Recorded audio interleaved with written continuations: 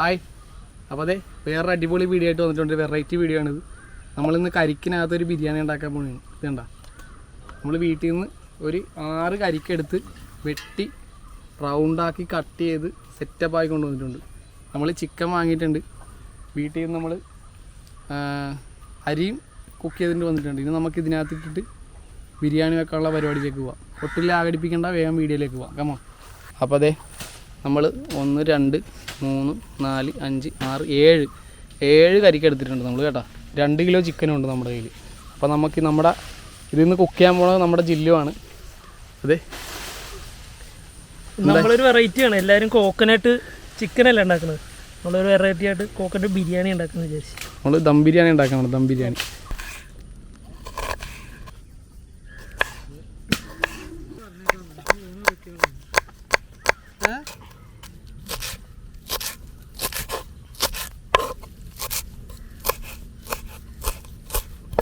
അപ്പോൾ അതെ നമ്മൾ ചിക്കൻ വീട്ടിൽ നിന്ന് വാഷ് ചെയ്ത് നല്ല സെറ്റപ്പാക്കി കൊണ്ടുവന്നിട്ടുണ്ട്.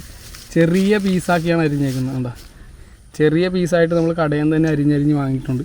തക്കാളി ഇട്ടിട്ടുണ്ട്, സവോള, ഒണിയൻ സ്ലൈസ്,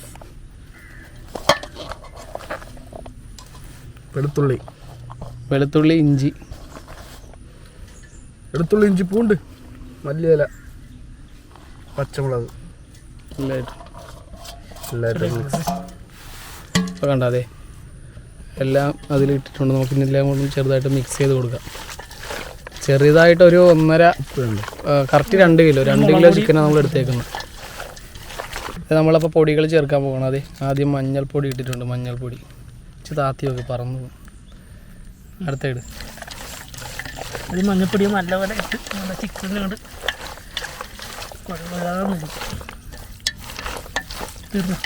മുളക് പൊടി ഉപ്പിട്ട് ആവശ്യത്തിന് നമ്മൾ റൈസിൽ ഉപ്പിട്ട് കൊടുക്കും. അപ്പോൾ തിരിച്ച് ഉപ്പ് കൂട്ടിയിട്ട് ചിക്കൻ മസാല ചിക്കൻ മസാല ഇട്ട് നന്നായിട്ടൊന്ന് മിക്സ് ചെയ്തെടുക്കണം.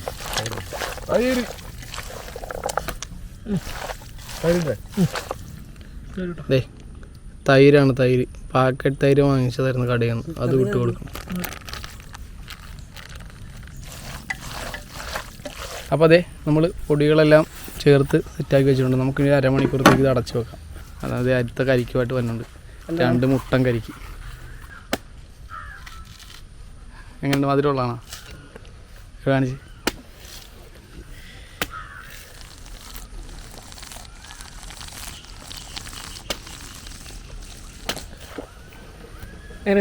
സൂപ്പർ. എങ്ങനെയുണ്ട് മധുരം? അച്ഛനും കൊടുക്കും. അച്ഛനെ വേണ. നമ്മൾ ഹാഫ് കുക്ക് ചെയ്തിട്ട് ഒരു റൈസ് എടുത്തിട്ടുണ്ട്. ഇതുണ്ടോ, റൈസ് വീട്ടിൽ നിന്ന് കുക്ക് ചെയ്തിട്ട് വന്നിട്ടുണ്ട്. പട്ട, ഗ്രാമ്പു കാര്യങ്ങളെല്ലാം സ്പൈസസ് എല്ലാം ചേർത്തിട്ടാണ് വന്നേക്കുന്നത്. പിന്നെ അതെ നമ്മുടെ ചിക്കൻ നമ്മൾ ഫസ്റ്റ് തന്നെ ചിക്കൻ ഇടാൻ പോകണം ഒരിക്കലേക്ക്. ഉണ്ടോ, ചിക്കൻ കുത്തി നടക്കണം. നന്നായിട്ട് വാഷ് ചെയ്തിട്ട് കൊണ്ടുവന്നേക്കണ കരിക്ക്. പിന്നെ ആ വെട്ടി വെച്ചതിൻ്റെ ഒരു എന്താണ് ഇതിൻ്റെ കറ ഇറങ്ങുന്നതാണത്. കണ്ട, റൈസ് ഇട്ട് പിന്നെ അതിലേക്ക് പിന്നെ നമ്മൾ ചിക്കൻ മിക്സ് ചെയ്യണം. കണ്ട റൈസ് ദേ ഒരു കരിക്ക് സെറ്റാക്കി എടുത്തിട്ടുണ്ട്. ഇതുപോലെ മൈദ വെച്ചിട്ട് വാഴയിലേക്ക് വെച്ച് അടച്ച് സൂപ്പറാക്കി എടുത്തിട്ടുണ്ട്. റൈസ് ദേ നമ്മൾ 7 നിറച്ചിട്ടുണ്ട്. കണ്ട 7 കരിക്കും അടിപൊളിയായിട്ട് നിറച്ചിട്ടുണ്ടെങ്കിൽ നമുക്ക് മൈദ വെച്ച് ഒട്ടിക്കണം. 7 നമുക്ക് മൈദ വെച്ച് ഒട്ടിക്കാം. അതായത് അവസാനത്തെ കരിക്കിൽ നമ്മൾ ചിക്കൻ മാത്രമാണ് ഇടുന്നത്. കാരണം റൈസ് ഇച്ചിരി ബാക്കി എന്നാലും കുഴപ്പമില്ല. ഒന്നുകൂടെ ചൂടാക്കി കഴിഞ്ഞാൽ അത് നമുക്ക് എടുക്കാൻ പറ്റുന്നത്. 2 ചിക്കൻ മാത്രം കുത്തി ഇറക്കുക. ചിക്കൻ മൊത്തം കരിക്കിൽ കയറ്റിയിട്ടുണ്ട്. 2 കരിക്കിലും സെറ്റാക്കിയിട്ടുണ്ട് കേട്ടോ. കഴിഞ്ഞില്ലേ? മൈദ അവസാനത്തതിൽ മൈദ ഒട്ടിച്ചിട്ടുണ്ട്. ഏറ്റവും അവസാനത്തതിൽ 9 കരിക്കുണ്ട് കേട്ടോ. 9 കരിക്ക് അടിപൊളിയായിട്ട് മൈദ വെച്ച് കവർ ചെയ്തെടുത്തിട്ടുണ്ട്. അല്ലേ, തീ കത്തിച്ച് തുടങ്ങിയിട്ടുണ്ട്. ഇതേ നമ്മൾ കരിക്ക് വെച്ച് തുടങ്ങി കേട്ടോ. മെഷിൽ കരിക്ക് വെക്കുന്നുണ്ട്. എത്ര മിനിറ്റ് കത്തിക്കേണ്ടി വരും ഇവിടെ? ഒരു 1/2 മണിക്കൂർ. എന്താ മെഷിൽ കരിക്ക് വെച്ച് തുടങ്ങിയിട്ടുണ്ട്. 3 കരിക്ക് വെച്ച്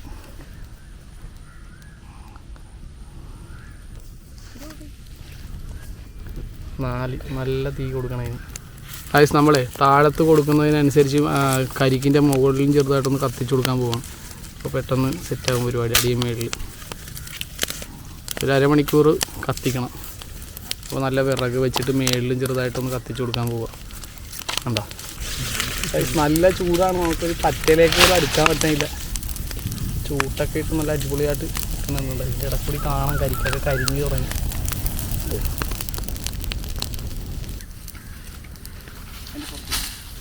അതായത് ഇനി കുറച്ച് നേരം ഈ കനലിൽ കിടന്നൊന്ന് ഒന്നുകൂടെ ഒന്ന് വേഗട്ടെ. കണ്ടതേ 9 കരിക്കുമുണ്ട്. ഭാഗ്യത്തിനൊന്നും കത്തിപ്പോയിട്ടില്ല. കണ്ടോ സെറ്റപ്പായിട്ടുണ്ട്. ഇനി ഈ കനലിൽ കിടന്നിട്ട് ഒന്ന് സെറ്റപ്പ് ആകട്ടെ. കുറച്ച് നേരം കൂടി കഴിയട്ടെ. ഒരു 10 മിനിറ്റ് കൂടെ കഴിയട്ടെ. കരിക്കെല്ലാം എടുത്തിട്ടുണ്ട്. ആദ്യത്തേത് എടുത്ത് താഴത്ത് വെച്ചിട്ടുണ്ട്.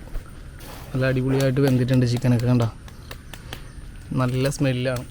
തുറന്ന് കാണിച്ചു തരാം. ഇത് കണ്ടോ കണ്ടോ ആവി പറക്കുന്ന കണ്ടോ.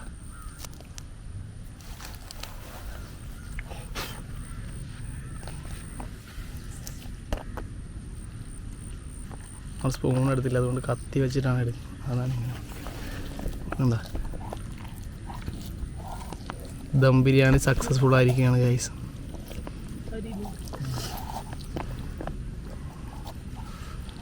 സ്മെല്ലൊരു രക്ഷയില്ല.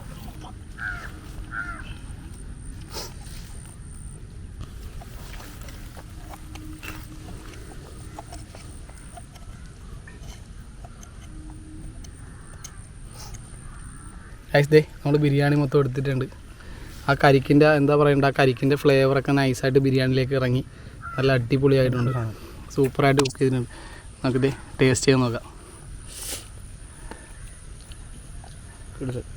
അച്ഛൻ കഴിച്ചാൽ കിടിലനായിട്ട് വന്നിട്ടുണ്ട്. പുട്ട് പോലെ ഇരിക്കുന്നത്. ചേട്ടാ എങ്ങനെയുണ്ട്? നമ്മൾ എപ്പോഴും കഴിക്കുന്നതിന്നൊരു ഡിഫറൻസ് അല്ലേ ചേട്ടാ? ഒരു ഡിഫറെൻ്റ് ആയിട്ടുള്ളൊരു ടേസ്റ്റ്. അപ്പോൾ നമുക്ക് ടേസ്റ്റ് ചെയ്ത് നോക്കാം. ഞങ്ങളെല്ലാം ഇതിന് ഫിനിഷ് ചെയ്തിട്ടേ പോകുള്ളൂ. റൈസും എടുത്ത് ഡിഫറെൻ്റ് ആയിട്ടുള്ളത് എടുത്തു കഴിഞ്ഞാൽ ആ മല്ലിയിലയില്ലേ, മല്ലിയില പുതിനയിലയുടെ ആ ടേസ്റ്റാണ് കൂടുതലായിട്ട് നിൽക്കുന്നത്. മല്ലിയില അതാണ് എനിക്ക് ഫീൽ ചെയ്യുന്നത്. ഇത് നമ്മളെല്ലാവരും കൂടെ ഫിനിഷ് ചെയ്യാൻ പോവാണ്. അങ്ങോട്ട് റൈസാണ് കിട്ടില്ല ചിക്കനേക്കാളും.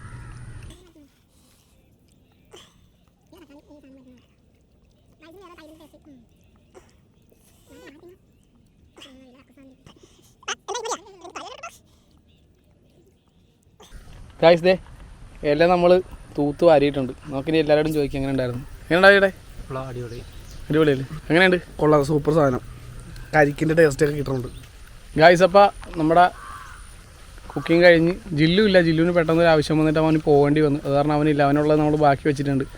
അപ്പോൾ എന്താ പറയേണ്ട, ഒരു ഡിഫറെൻ്റ് ആയിട്ടുള്ള ഒരു ടേസ്റ്റായിരുന്നു. നമ്മൾ ഈ കരിക്ക കഴിക്കുന്ന ആ ഒരു ഫ്ലേവർ കയറി വന്നിട്ടുണ്ടായിരുന്നു. അടിപൊളിയായിരുന്നു. അപ്പോൾ ഇനി അടുത്തൊരു വീഡിയോ ആയിട്ട് വരാം. നൈസൊരു വീഡിയോ ആയിട്ട് വരാം ഇനി. Okay bye bye bye.